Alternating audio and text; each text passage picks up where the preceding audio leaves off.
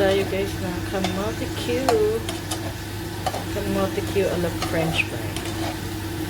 Diba? Pahaba yung ating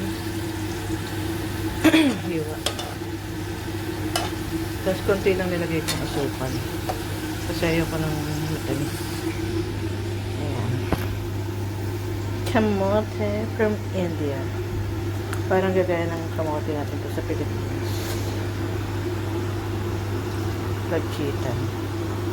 Tapos puti. Yung laman. Ay, ba't ganito?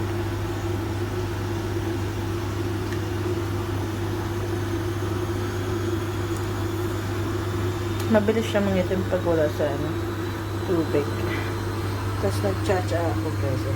Cloves.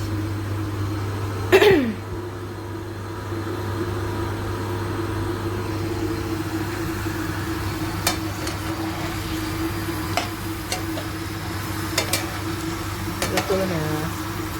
First batch.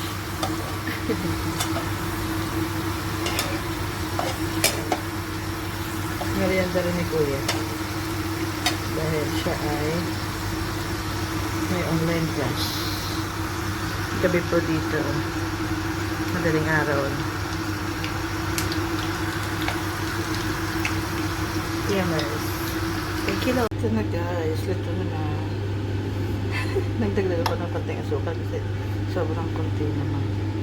Ayan, ang ating kamote Q. Kamote fries. Wala. Thank you, Lord.